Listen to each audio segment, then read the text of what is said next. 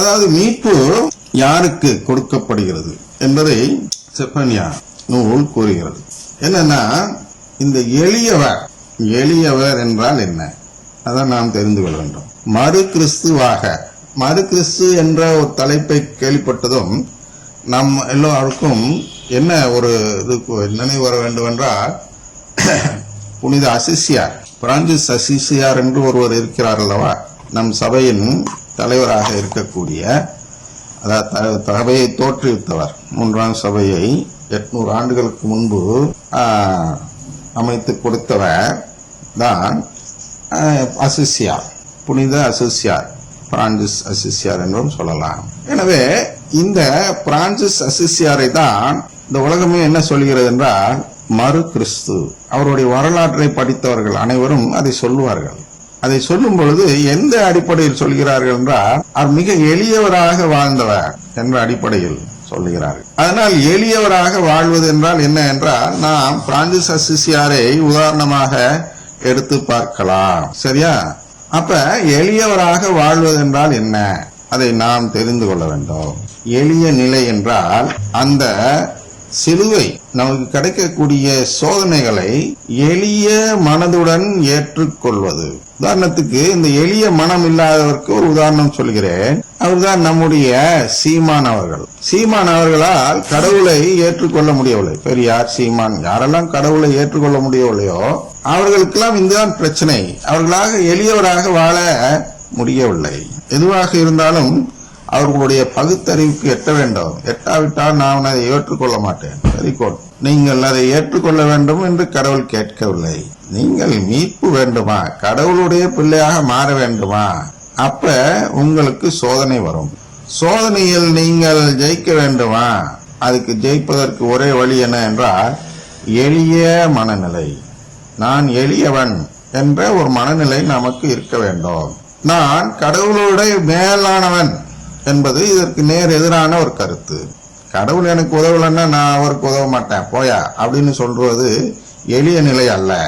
கடவுள் எனக்கு உதவவில்லை என்றாலும் நான் கடவுளின் அடிமை என்று சொல்ல வேண்டும். அதான் மாதா சொன்னார்கள். கன்னி மரியாள் அந்த கபிரியேல் வானதூதரிடம் இந்த கருத்தை தான் தெரியப்படுத்தினார்கள். என்னுடைய சொந்த அபிப்பிராயங்கள் இந்த கூட மறைவுரையில் சொன்னார்கள். மாதா பல கனவுகள்லாம் இருந்தது, அதையெல்லாம் விட்டு கொடுத்து விட்டு வந்தார் என்ற ஒரு கருத்து நம் அருட்தந்தை சொன்னார்கள்.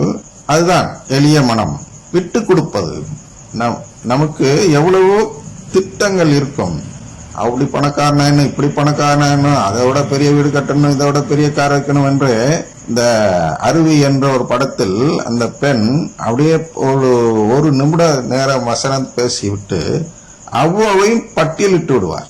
வளமை நோக்கிய பயணமாக மண்ணுலகம் இருக்கும் பொழுது ஒரு எய்ட்ஸ் நோயாளிக்கு இதெல்லாம் வெறுமையாக பார்க்கப்படுகிறது என்பதை சுட்டிக்காட்டும் விதத்தில் அவர் அந்த பட்டியலை சொல்வார். அப்பொழுது வரிசையாக ஒரு சிறிய அளவில் ஆரம்பித்து அது படிப்படியாக சென்று வீடு கட்டுதல், கார் வாங்குதல், ஒரு கார் வாங்கணும்னா 3 கார் வாங்குதல், இப்படி ஒருத்தருடைய ஸ்டேட்டஸ் எப்படி ஏறிக்கொண்டே போகும் என்பதை அழகாக அந்த படத்தில் வசனமாக எழுதி நடித்திருப்பார்கள். அந்த எளிய மனம் என்பது என்ன என்றால், எனக்கு இவ்வளவெல்லாம் திட்டம் இருந்தாலும் கடவுளுக்காக கடவுளின் இறை திட்டத்தில் இது இல்லை என்றால், கடவுளின் இறை திட்டத்தில் இல்லை என்ற நிலை எல்லோருக்கும் வராது, ஒரு சிலருக்கு தான் வரும். எல்லோருக்கும் அவருடைய அந்த மண்ணுலக திட்டத்தை கடவுள் தகர்த்தெறிவதில்லை. ஒரு சிலருக்கு ஏன் வருகிறது என்று பார்க்கலாம். ஒரு சிலருக்கு ஏன் வருகிறது என்றால் சாத்தானுடைய சோதனையினால் வருகிறது. என்ன அந்த சோதனை? ஏன் ஒரு சிலரை மட்டும் சாத்தான் சோதிக்கிறான், ஒரு சிலரை சோதிக்காமல் அவர்களை சம்பாதிக்க விட்டு விடுகிறான் என்பதை இங்கே நாம் பார்க்க வேண்டும். சாத்தான் எப்படி சோதிக்கிறான் என்றால், என்னுடைய உள் மனதில், ஆழ் மனதில் நான் கடவுளை நேசிக்காதவன் என்ற ஒரு நிலை இருக்கும் என்றால், அந்த நிலையை வெளிக்கொண்டு காட்டும் செயலை செய்யக்கூடியவன் தான் சாத்தான். நான் கடவுளை நேசிக்காதவன் என்பதை அவன் நிரூபித்து காட்ட வேண்டும்.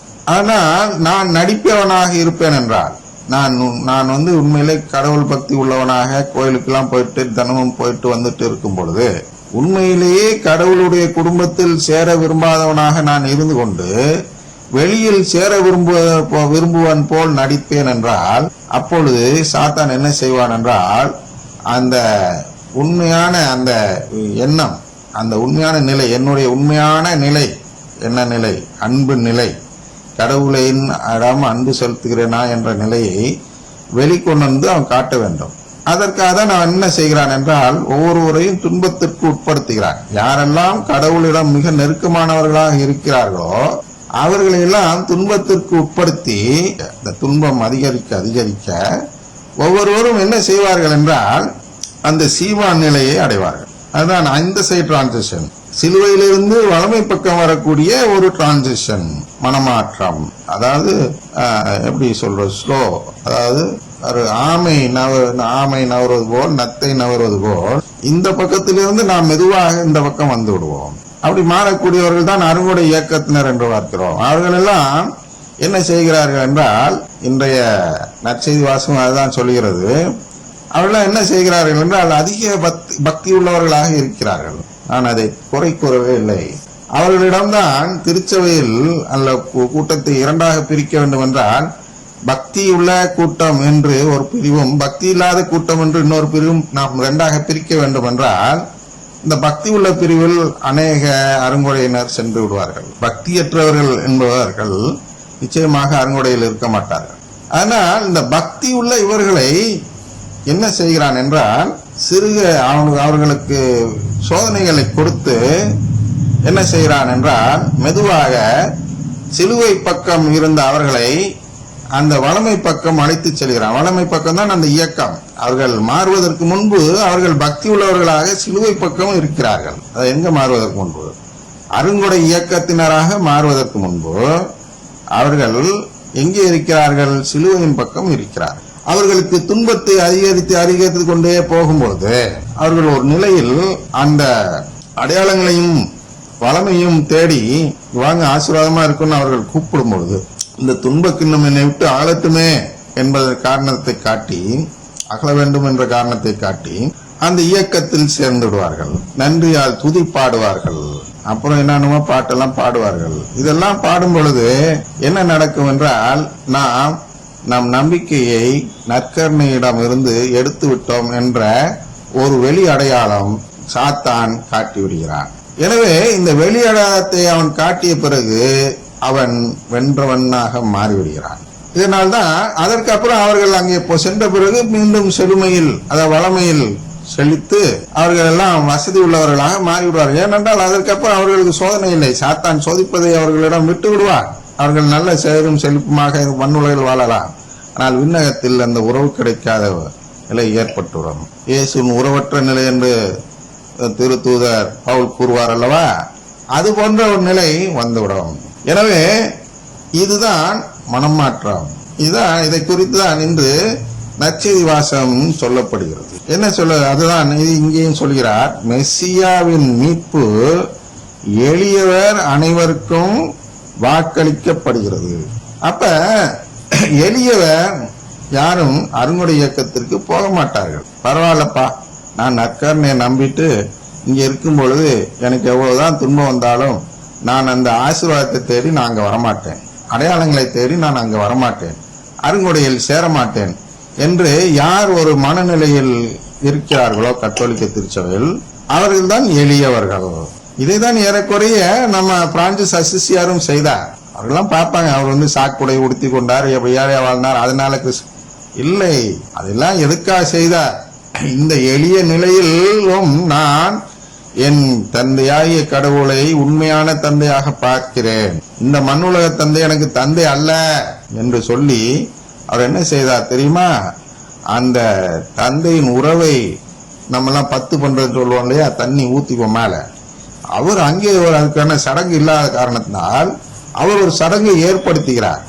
அந்த சடங்கு தான் என்ன என்றால், தந்தையிடம் பெற்ற ஆடையெல்லாம் கூட கலைத்து விட்டு எல்லாத்தையும் எடுத்து அவர்கிட்ட கொடுத்துட்டு, எனக்கு ஒரு ஆடையும் வேண்டாம், உன்னுடைய இதுல ஒரு இம்மி கூட எனக்கு வேண்டாம், நீங்கள் என்னுடைய உண்மையான தந்தை அல்ல, விண்ணகத்தில் இருக்கும் கடவுள் தான் என்னுடைய உண்மையான தந்தை என்று சொல்லி ஆடையெல்லாம் அவிழ்த்து கொடுத்து விட்டு அந்த ஊர் ஆயரிடம் அவர் கொடுத்த ஆடையை பெற்று இவர் அணிந்து கொண்டார்.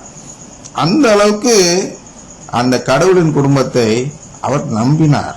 எனக்கு எவ்வளவுதான் எளிய நிலை வந்தாலும், அவர் பெரிய பணக்காரர், இப்படி மாறினதுனால பெரும் ஏழையாக மாறிவிட்டார். அந்த நிலை, எளிய நிலையை ஏற்றுக்கொண்டார்.